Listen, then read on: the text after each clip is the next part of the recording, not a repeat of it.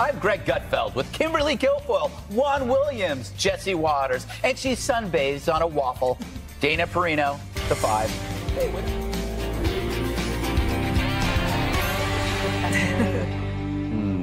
To summarize the Golden Globes, women wore black, men wore pins.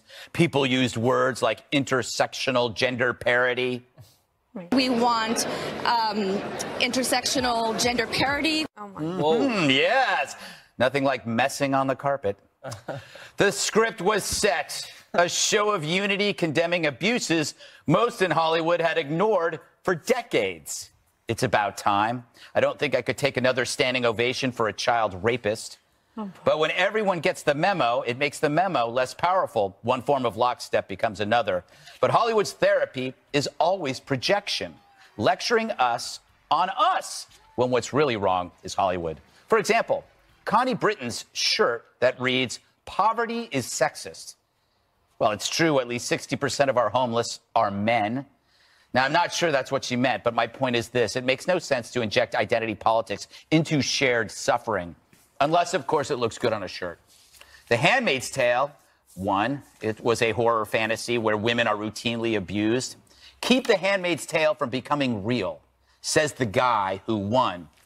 Sadly, he wasn't referring to Iran. I think he meant us, because Hollywood tends to miss the real abuses. Iran, Venezuela, the USSR, Cuba. They're always the last to know or care.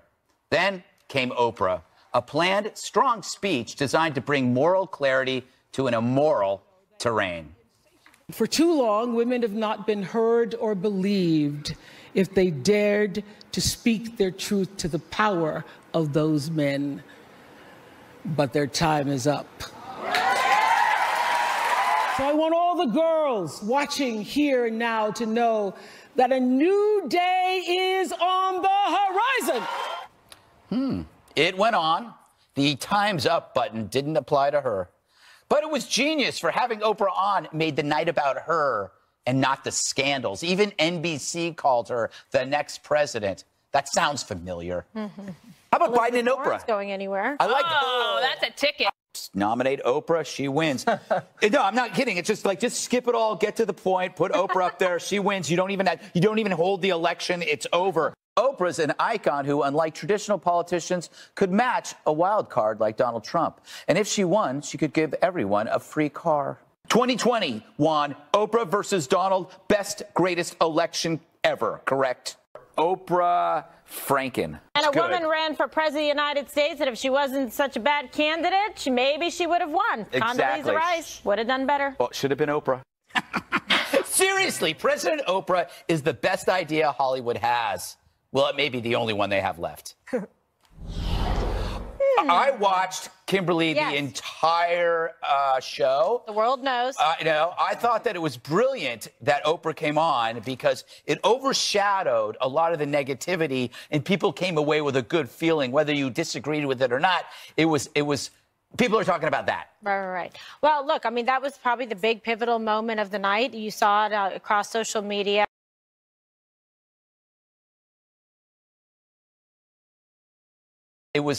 People are talking about that. Right. Well, look, I mean, that was probably the big pivotal moment of the night. You saw it across social media and all the blogs. People loved it. She looked great. She sounded fantastic, confident, poised, certain of her message, and it was extremely well received by achieving gender parity for men and women. So once again, Miss O is winning. So Dana, when I think about this, I think that this could be the mirror of Trump in the sense that if there's a crowded Democratic field in 2019, if she's up on stage with like 17 other politicians, she instantly vaults to the front. Yep. Because she's not a politician, she's a billionaire, and she's like a hardcore persuader like Trump. And a businesswoman. Okay, and so I think the thing is that she doesn't want to run for president. Yeah. I mean, people keep asking her. I suppose that a couple of her friends said that, well, she's really considering it. But I guess now that we've broken the seal on taking a different approach to politics, I think that she would be as good a candidate as anyone else. It would be interesting, though, to see how the Democrats who support Bernie Sanders would react to an Oprah presidency. I don't think the Bernie bros are going to be very happy. What do you think? Oh, welcome back, Juan, by the way. Thanks, man. Yeah. How was Jamaica? Excellent. Yeah, had a good time. You missed some great weather, I'll have you say. Well, I missed you guys. Oh, that's great. Don't lie, Juan. It's the truth. The Dems would be crazy not to recruit her, right? You know, I don't get it. I mean, you know, Dana says we've broken the seal on this, so now it's like the biggest celebrity becomes the president. Why do you No, hate I just seals? said that it's not. It wouldn't be out of the. It wouldn't be. She wouldn't be the first. No, absolutely not. But I think, you know, so Stedman Graham, her longtime friend, has said, yeah, she'd absolutely do it. But when she was interviewed some time back by David Rubenstein, Rubenstein asked her, and she said, well, I just thought that was ridiculous because I know nothing about politics. I know nothing about foreign affairs, blah, blah, blah. But now, with Donald Trump, she said, I thought, well, maybe. So maybe the door is open. But for me, I just don't understand. What's the attraction of people who don't know what they're doing? You know, I mean, she's a terrific personality.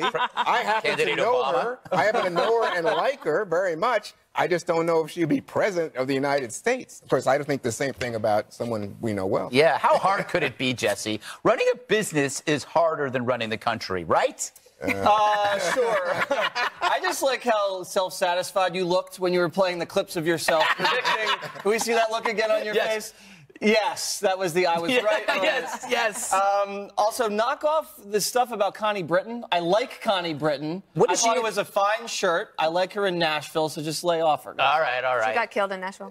Don't ruin it. That was like 3 seasons ago. Not that far yet, Dana. That is a spoiler. Listen, I want the people to pick the president. I don't want the press to pick it. I think the draft Oprah movement shows how desperate the Democrats are and how weak their bench is. But to be honest, she is a threat. I mean, she's a self-made billionaire. She is incredibly captivating, as you said, Kimberly. Public speaker, yeah. She has wide appeal as a black woman to middle America. She can self-finance. But I do wonder about, you know, what's her position on North Korea?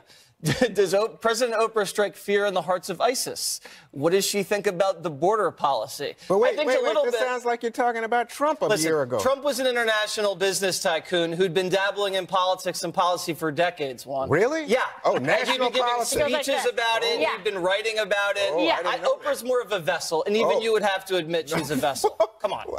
As I said earlier, I don't think she knows much about politics or foreign affairs, but I don't get how you can say Trump knew everything. I think Trump knows a lot more about politics and policy than Oprah. Well, okay. But do you know what? Speaking of business, Weight Watchers shares jumped 13%, Kimberly, because she owns 10%. Okay, well, good. I mean, I think Weight Watchers helps a lot of people. It does. Don't you? I'm hoping it might help me. Just by mentioning them, I might get a free box of food. Is that what you're trying to do? Yes, if I mention Weight Watchers. Sponsorship. Yes. They deliver the food, don't they? What was that again? Weight Watchers. Got it. Yes. I read a whole thing today about how men are now becoming the spokesperson for companies like Weight Watchers. Yeah. And including Rob Lowe for the Atkins diet. Like Nutrisystem and things like that. I think it just like sitting up a little bit better might also help. Wow. Going after my posture. What did you Dana knows I have great posture. Unlike Remember? These other malcontents, you watched the whole thing. Yes. So what was it? I responded positively in the affirmative to an email from the producer. Yeah, how did you feel the tone overall from the Golden Globes? Do you think it was restrained and humble? Yes, but I think everybody, like the women dressed in black, it seemed a little bit more like somber, a little bit more, you know, not as, I guess, like ebullient and people being really like raucous. It was just more kind of, I guess, dignified.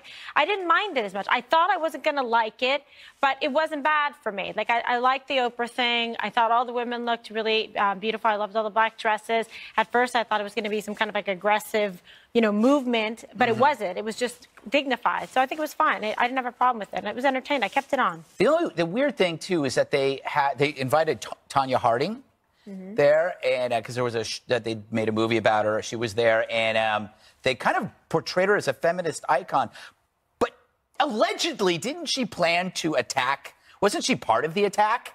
Juan? Yeah, in fact, Nancy Kerrigan was a victim. Yeah, Nancy Kerrigan was kneecapped by someone that was trying to help her out. That's crazy. She admitted she knew about it. I think she's actually like a reluctant accomplice. Yeah. You know what strikes me though is that the culture Good word, now, strikes. the culture is ahead of the politics in America all of a sudden. Everything is about the culture. Everything is about the Golden Globes, Oprah. You don't need to really know anything to run for office. I'm like, what The world has gone crazy. Or the world has just gotten more awesome. You know, I'm going to play a sound on tape of the host, Seth Meyers, who nobody remembers because of Oprah. This is what he, you know how we always talk about Hollywood or a bunch of elites? He addresses that criticism. This looks like a room of privileged Hollywood elite, and that's fair. But everyone in this room knows that Hollywood is so much more than that. When you're on a film set, you meet hairdressers and camera people and script supervisors. Most of the jobs on film sets are jobs for people who work long, hard hours. They are American dream jobs. Those people aren't there thanks to their rich dad, except for that one PA. People in this room worked really hard to get here, but it's clearer now than ever before that the women had to work even harder. So, Jesse, what he's doing is he's taking the little people. Yes. The little people to make it so that the elites don't look so bad. Like, look, we have hairstylists, we have makeup, and we have caterers. My butler and my driver. My footman. Water's World. That's right. I know. Who was the woman, I think it was on The View or one of those shows? She goes, you know, we need open borders because someone's got to clean the bathrooms. Yeah. That's what it comes off as. And then so NBC comes out and then promotes this whole presidency of Oprah. Yeah. But because she did a Me Too speech, but then NBC also covered up for Matt Lauer and then spiked the Weinstein exclusive. So I don't really know what NBC wants. I mean, you can't have it both ways. Yeah, and you know, Dana, I forgot about that NBC actually tweeted that Oprah was going to be the next president. Right, yeah. Then they pulled the tweet. A third This party. is what I think was interesting. So third party. what NBC said is that they had outsourced Twitter that night to a third party who had tweeted that, so that's why they deleted it. But I thought, I know how Twitter works. It's not that hard, and you do not have to hire a third party to do it. No. Just have a party. Just do a party. Yeah, just like have you a- do. You had one last night. Yes, I had. My tweets were remarkably mild, I believe. You didn't get And anything from media well-received. relations? No, I got, they were well received. Well received. But they were Across the board. Across the board were well received. All right, that's enough. I don't think we'll be speaking about the Golden Globes, at least for another year. You'll be talking about Oprah, though. Yeah, you know it. All right, we turn to Oprah's 2020 opponent ahead, President Trump's staunch defense of his mental fitness. That's next. I love it.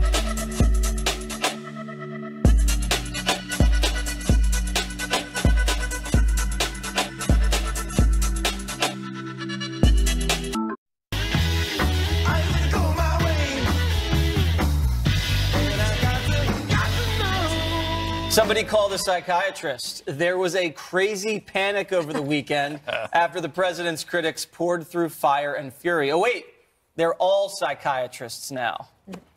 We could look back a year from now and say the warning signs were there and we did not do enough. We're in a real constitutional crisis. The leadership of the country in Congress, privately and in public, openly questioned the fitness and stability of the President of the United States. When you hear him put out that tweet, stable genius, it's kind of like Richard Nixon, I'm not a crook. Even a Democrat who supported Hillary Clinton suggests everybody settle down. Yep. It's very dangerous. You know, there's only one thing worse than trying to criminalize political differences, and that's trying to psychiatrize them. These psychiatrists now who are trying to diagnose without ever having met the man, that's what they did in Russia. I represented dissidents who they locked up in mental hospitals. That's what they did in China. That's what they did in apartheid South Africa. How dare liberals, people on the left, try to undo democracy by accusing a president of being mentally ill without any basis? President Trump didn't have to, but he did address the mental health concerns from his critics in a tweet calling himself a, quote, very stable genius, and then appeared before cameras at Camp David. I went to the best colleges, or college. I went to I had a situation where I was a very excellent student, came out, made billions and billions of dollars, became one of the top business people, went to television, and for 10 years was a tremendous success, as you probably have heard. Ran for president one time and won. And then I hear this guy that doesn't know me at all. This is the same thing they do with Reagan and they did with Bush, that all Republican presidents are dumb and crazy. And now they're doing it with President Trump. Right. This went way over the line to me. The psychiatrists all getting together and having like a secret cabal to figure out, you know, I thought he didn't really want to run. and then that he didn't really want to win, and that he didn't really want to govern. And then today, his deputy press secretary announces that he is for sure running again in 2020. And so I think this is a big, waste of time by the Democrats, because they're ceding all of the policy ground to Republicans as they tick off their agenda one by one. And the economy is fully recovered, and President Trump pushing down the gas pedal on that with the tax cuts. And so you're left with the Democrats trying to hang their hat on their hopes on some sort of mental instability claim, which is really unfortunate. One, I think is preposterous, but also I would say this. I think it's really unfortunate for this country, who has talked about mental health a lot in the last several years, and how we need to do more to address it. And they're basically making a mockery of it. And there are a lot of people out there that are dealing with mental health issues, or whose children are, or whose family members are. And this is super irresponsible. Do you agree with Dana's point that they've failed to defeat President Trump in the arena of ideas, so they're throwing this smear at him? This is, okay, calling him Hitler, that didn't work. Nope. The Russia thing is stalling. So this is like in their tool shed. This is now the chainsaw, because all the rifles are empty. So they're got to come out with this. None of the people calling him crazy could have pulled off what he did. And the thing is, if you are, let's say you're clinically mentally ill, you're consistently clinically mentally ill. You can't go out and do a rally and then a speech and then all of a sudden go back privately and dissolve into some kind of, I don't know, gibbering like mess. That's not how it works. That's what they're suggesting. They're suggesting that when you see him, he's fine, but then behind closed doors, he just loses it. I have questions about the psychiatrist. I've looked up on this stuff. There's some interesting things about her that I think warrant further explanation.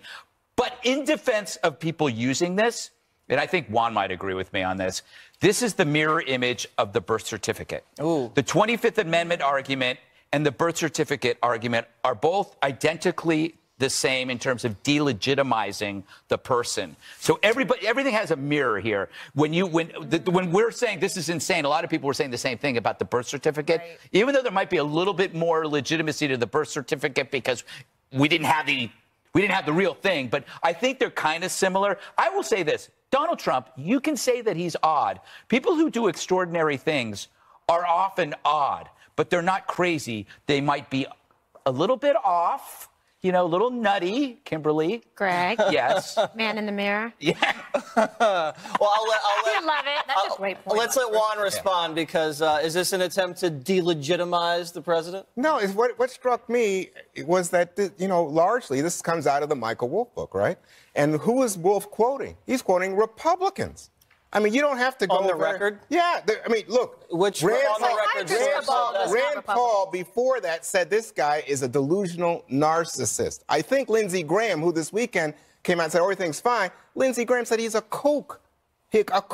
Right? Bob Corker, the Republican senator, has said basically this is adult daycare. This man has never demonstrated either the capacity president or the stability necessary. But they're talking about a personality. They're judging a personality. That's right. They're not talking about the actual mental state. No. That's way different. No. I think this is the same, Greg. I think they're talking about the guy they deal with that they think is a little off, and that they're reluctant to say it, and they don't attack him, but they apparently said this stuff to Wolff, if he's to be believed. And then once Wolff puts it out there, then everybody says, wait a second. Is this the king has no clothes and nobody's willing to say it, especially among Republicans?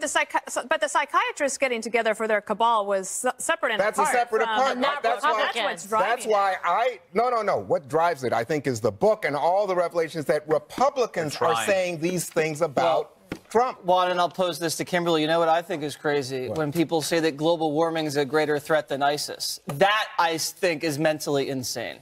Wow. Yeah, well, that's definitely disturbed. But, you know, I like what Alan Dershowitz has to say.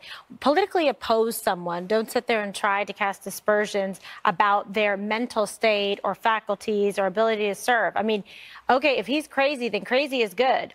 Sign me up for more, because he's had tremendous amount of accomplishments. Everybody pretty much with a sane mind has had to admit that in terms of what he's been able to achieve and get done in a very quick period of time. But this is something that disturbs people. They find it mentally disturbing that he's done as well as he has. So they're trying to now go back on him and cast these types of ideas on people to try to make it more mainstream and acceptable. This is a guy who doesn't have his faculties or lacks intelligence. Really? So how did he get into the White House? Yeah, he defeated a dynasty. I mean, to be honest, and 16 very qualified, candidates that ran. He did all the debates. He campaigned out there. He made a tremendous amount of money and jobs and created in terms of the economy with American businesses. So was this all just, dumb luck? I think people are just sick of all this winning, Kimberly. That's what it is. That's what it is. I'm sure. All right, ahead, Steve Bannon attempts to make amends after turning on the president. But did he close the book for good on his own political career? Up next.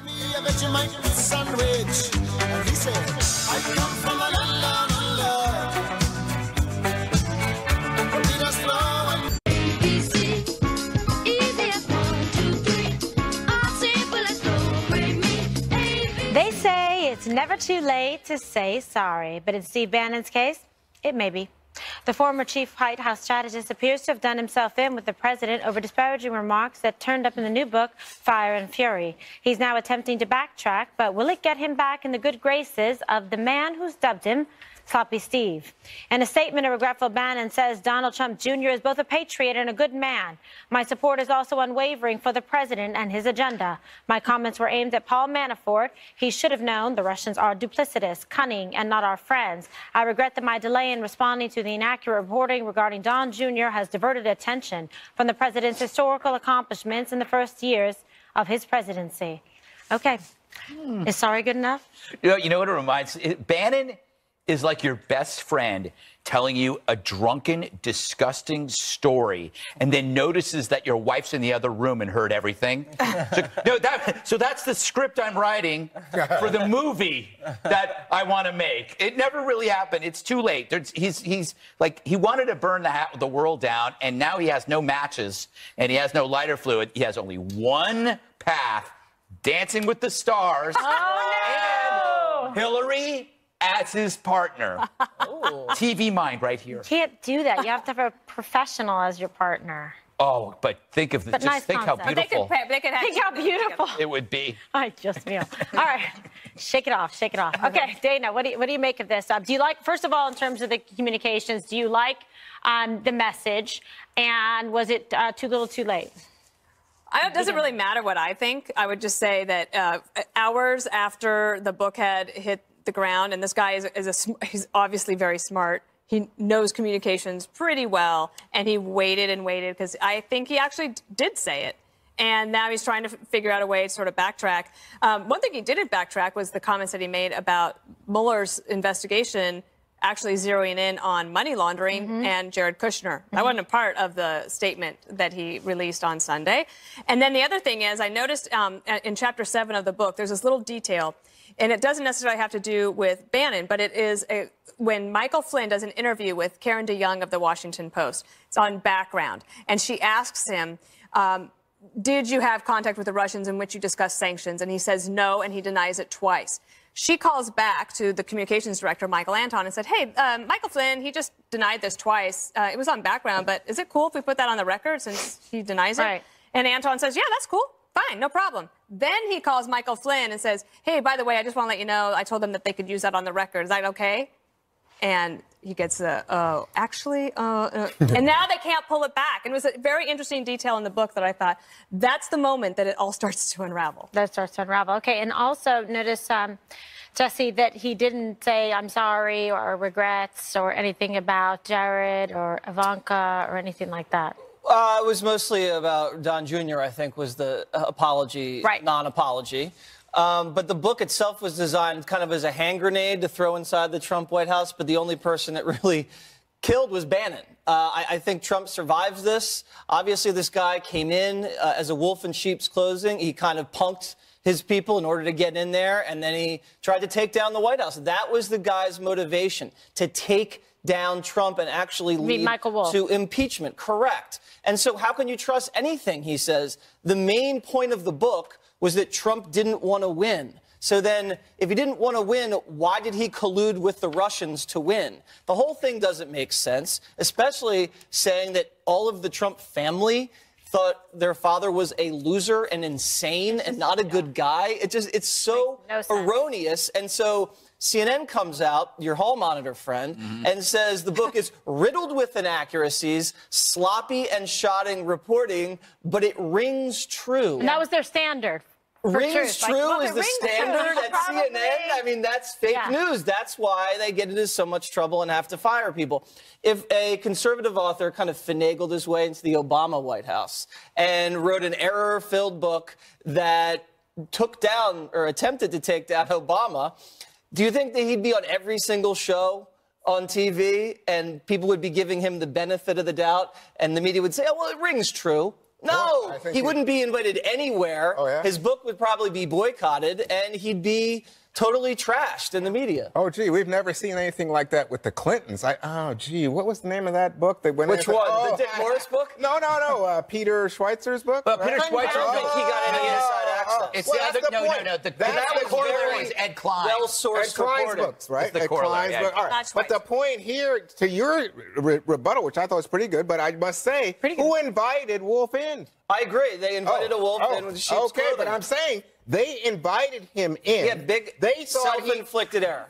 Right, big time. Big time. But that's their actions. They brought him in. And similarly, does anybody really think Bannon was not part of Trump? Trump didn't love Bannon. Bannon loved Trump. They served each other's purposes. They had a nice relationship for a while. So I'm saying this guy comes out and he says what he says. He does not retract it. And Kimberly, I think you're right. He didn't apologize. He didn't say, I'm sorry. He didn't say anything like that. So to my I think it just would have been better if he had come out right away, like Dana said, and said something that was but he didn't do that because apparently that's what why he people are said. having a hard time. So It's not an apology. In a sense, and the president that rejected confirms it. what Wolf wrote, right? So all of a sudden we're saying, So apparently Wolf did some interviews here, and apparently people aren't running away from it. I'll say one thing: Steve Bannon is very quotable. You He's got done some pretty funny stuff. He sure really has. But I think the bigger story here is that now that Bannon, the question is, is Bannon out at Breitbart? And that's still up in the air. Secondly, what about Rebecca Mercer and her dad? Because they're the big conservative money people who've been backing Bannon all along. But that broke up a while ago. No, but they said last week that they're done now supporting Bannon. But what does that mean for Breitbart, for Bannon? And what does it mean for Mitch McConnell? Because all of a sudden, it looks like all the Senate incumbents that Bannon planned to attack won't be attacked. But I think more importantly that President Trump himself said at Camp David that he does not plan to that's why the support question any came up. insurgents, and if he's going to be campaigning hard, it will be for the incumbents. So I do think Mitch McConnell Wolf helped Trump.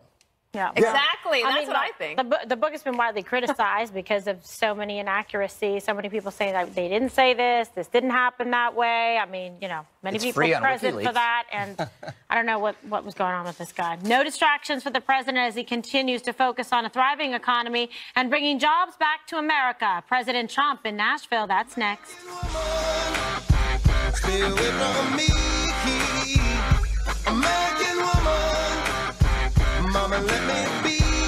Hi. Trailer park truck stop, faded little map dots, New York to LA. We were teenagers. A short while ago, President Trump laid out his plan to help rural America. Today in the great state of Tennessee, he's the first president in a quarter century to address the American Farm Bureau Federation's annual convention. Here were some of the highlights. We have been working every day to deliver for America's farmers, just as they work every single day to deliver for us. The American dream is roaring back to life, and we've just signed into law the most significant tax cuts and reforms in American history. We're also putting an end to the regulatory assault on your way of life. We are witnessing a new era of patriotism, prosperity, and pride. And at the forefront of this exciting new chapter is the great American farmer. Farm country is God's country. So true. So, Juan, one of the things the president did at the very end is he signed an executive order authorizing more broadband connectivity issues, so like putting towers around so that people living in rural America could have the same type of access that everybody else does. So I thought that was a pretty positive thing. What about you?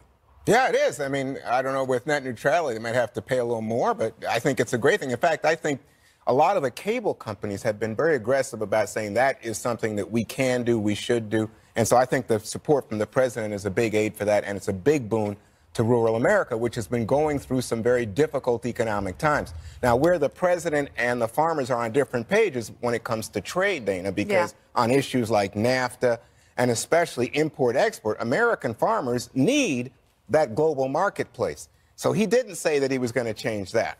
Liz Cheney was on the Daily Briefing today, Kimberly, and she said that the agricultural community had really good meetings with the White House, and that she thinks that their concerns about NAFTA have actually been addressed. Yeah, this is what I thought was fascinating because, and persuasive. She seemed to have the information about it to say that this is something that's been discussed, and now that they feel a sense of confidence. And I think this really goes to the sense that President Trump being very hands-on to try to address people's concerns, really understanding jobs and promising to connect with the working class men and women, including, yes, farmers, that farmers haven't been left behind, just like coal miners haven't been left behind. So what are your particular interests and concerns of your core group, right? So as it relates to them, then they're able to meet, address those issues, and then move forward. I think it's effective governing is what it is. And it's what's been needed because no two groups kind of are the same. They have different needs, different concerns. And so you have to be sensitive to those and really actually listen to them. And he did that when he was campaigning, and now he's doing it while he's in the Oval. One of the things he led with, Greg, was something I know that you talk about often, and that is basically doing what the tax reform bill did on death taxes so that people with family farms can try to keep it in the family more and not be penalized. Yeah, he made a funny joke out of it. What did he say? He goes, this isn't really going to help you. But your children. Yeah, because they'll be dead. But no, that's an important thing. Why you can't tax something that's already been taxed. That's actually immoral. It's wrong. It's theft. But I think I can speak for everybody that watches MSNBC and CNN. What's rural? What's a farm? What's a farm? What's heartland? Huh? What is that? What? He had a very receptive crowd, Jesse. It's amazing that a billionaire real estate developer from New York. Queens can bond so much with these farmers, and he has. And it's amazing the rural support that the president has had. And these are critical districts in Ohio, in Wisconsin, in Iowa, and he's going to need these voters, and his ratings are slipping just marginally, but he comes out and he tends to these voters, not necessarily with any tools, but he talks about cutting the estate tax. He's selling his tax reduction plan. He's talking about broadband, and he's talking about slashing these regulations. He brought up the famous stream regulation, where if a little trickle of a stream runs through your property, all of a sudden the feds can regulate it. You know what it's called? What's it called? WOTUS. WOTUS. Waters of the United States. Right. Like, this is the bill named after you. There you go. If you were president, you would be WOTUS. That will There never you go. happen. Let me hear that on any other show. All right, some of you have told us Shaking you in your watch chair, the five Juan. while running on a treadmill, but you won't be able to anymore if you work out at one of a national gym chain that's banned all cable news. Next. Ooh. But I'm taking you uptown tonight. Might have a little mud on my wheels. This program is Work, work, work, work, work, work. You see me heavy work, work, work, work, work, work. You see me do me that. Exercise. That's one way to keep healthy in the new year. But one gym chain is also suggesting that you cut out cable news as well. Lifetime Fitness just banned channels like Fox News, CNN, MSNBC, and others from their TV sets to create environments that they say are, quote, here I'm quoting, free of consistently negative or politically charged content, end quote. The company says the change is consistent with its healthy way of life philosophy. Dana, is this good for you? No, I think just let people watch whatever they want to watch, especially if you have a machine that allows you to see just your screen so that you don't have to worry about what's No, up I think above. they're talking about, you know how they have like a bank? It's almost like the press secretary's office. There's a bank. Yeah, I know. Okay. Just let people watch whatever they want to watch. But then at the A lot of people watch while they're doing exercise while they're watching this show, and I'm sure this is true for the other cable channels It's a ton of people who tell But what me. if you don't have a lot of extra time to catch up on the news? Well, it's true. I'm irritated. But you know, Kimberly, some of the wise around the country had done something similar earlier because people were getting into fights. People want to watch CNN. Oh, no, we got to watch Fox. What do you think? Well, I mean, half the time, yeah, you'd have to tell them to, put on Fox News or do this. So, but listen, I don't know. People should be able to watch what they want. Yeah. And, I like it if people get excited and motivated and jumping around on the treadmill watching the 5. Are you watching TV while you're pumping that out? I'll watch MSNBC. I'll hate watch it. You hate watch I'll hate watch it. It makes me run really fast. Is this a true story? No. What do you think? No, I mean, I just let them watch what they want. I mean, it's a safe space. The gym is creating a safe space. Oh. And I think people that go to the gym don't need safe spaces. They're healthy. They want to work out. They want to get after it. I don't think the gym should coddle people. I think it should be a place where, sweat it out. Sweaty, melting little snowflakes. Yeah, melt the snowflakes. Come on, guys.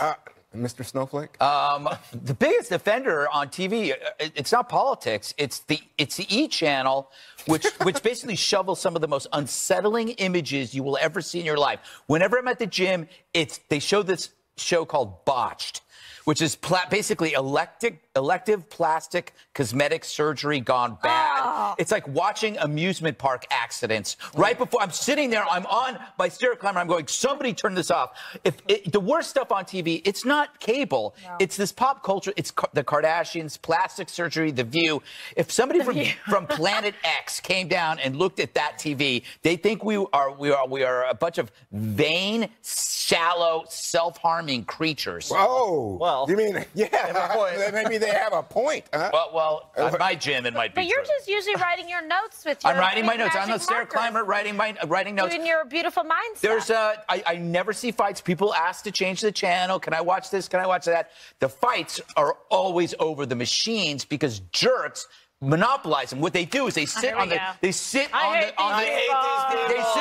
and they're on their phone when they're not working out. And what do you say? Should ban That's what they usually get thrown out immediately. What do you say to them? I said, "Are you using that?" And they go, "Yes." And I go, "You're not. You're on the phone." And then you become the phone monitor. And then I become the phone monitor. And at least they're not smoking in the gym. One more thing. Up next. Wait, who was Some doing are. that? I used to.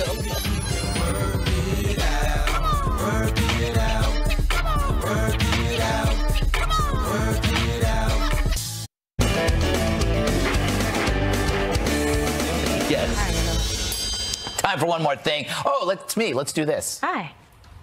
Greg's How to Clean Your Owl News. Ew. All right, let's go to it. How to clean your owl news. What you use. Just get your whole handy clean Windex bottle. Make sure there's just water and just spray away. Look at that. See how easy it is?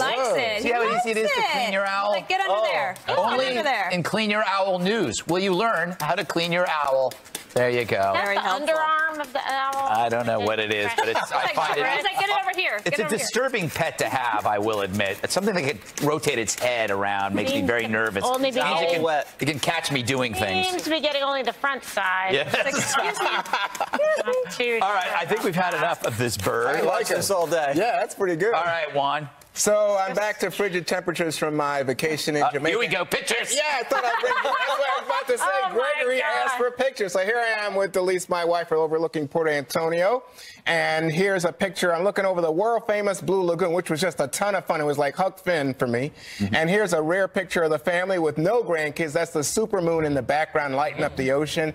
And here are the grandkids on New Year's Eve. The hats say happy birthday because the local store didn't have any hats that say happy New Year's Eve. And these are my kids. That's Tony, Rafi, and Ray Reagan. And here's a picture of me getting a well-deserved nap. So it's good to be back. Good to have you back, Juanzo. All right, Dana. Mine's just real short. How appropriate. Obviously. I want to show you two new friends of mine. This is Lillian and Rose, and I met them at the Brick Diner in Brick, New Jersey. They're huge, believe me, huge fans of the Five. They even made the manager change the TV to Fox News from CNN while I was there. It was a big thing. They watch every day, and I just wanted to say thanks for making new friends. Very sweet. God bless. Nice. Very friends nice. who have Thank hands. you for watching. All right, let's go to Kimberly. Uh-oh. Stop. I don't want this to start. Kimberly's Royal News. Gosh, Greg, you're such a hater. I am. All right, so we have new royal photos that have been released today. The Duke and Duchess of Cambridge shared two adorable photos. Do you see her there? Princess Charlotte. So cute. As she headed off to her first day of nursery school. She's 2 years old. She'll be attending Wilcox Nursery School near Kensington Palace in London. And they were taken actually by her mom. Really? Yes. So now we know where she goes to school. Adorable. Great for kidnappers, Do you love Kimberly. it?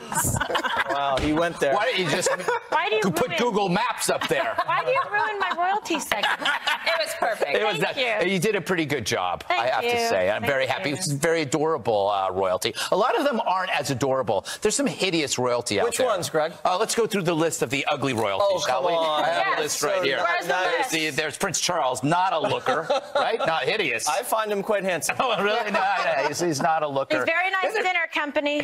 What do you think of Andrew? Andrew, I can't remember. She brought it Look up it up. for a reason. Oh, okay. I'm afraid. Prince Andrew? Wait a minute. Is that a dirty joke? Anyway, Jesse. Wow, I'm going to recover from this one. All right, so this is kind of sad news, actually. Langan's, this Irish pub that's right across the street from Fox, is closing next Thursday. Aww. Why? Because the rent is too damn high. They're like jacking up the rent big time. Everyone's very sad about this. This place really came onto the scene when Rudy cleaned up Times Square. Everyone went here. I think McCain, Meryl Streep, Baldwin, Greg Gutfeld has been there. True. Hannity. Hannity. Geraldo. We call it Studio Johnny L. Rotten. Exactly, Johnny Rotten, Sex Pistols. We called it Studio L because that was basically another studio for us. Steve Dunleavy used to go there, famous Post reporter. We've had our 5 parties there sometime. We've done the 5. We should actually go again. We should go one last Didn't time. Jack the have 5 that of idea us. that Greg tried to steal? Yes. You know, this neighborhood's changing because, like, next door used to be a wonderful little sandwich shop. Gone. They closed all the delis, and now Langan's is shutting down. Where am I Thanks to gonna throw up? Blasio. Yeah. Rent's too damn high. Low crime rates. The rent goes up for the communists. Wouldn't you know can't it? stop it, de Blasio. You're doing too good a job for this please. Oh, my God. All right, shall we go? Set your DVRs. Never miss an episode of The 5. Why would you? Special report is up next. That's with Brett Baer. Brett, take it away. Be like Calgon. He's got 10 more seconds. I've been to Langan's. I know Yes, that. you have. Okay. Have a good one, Studio L. Thanks, Greg. Yeah.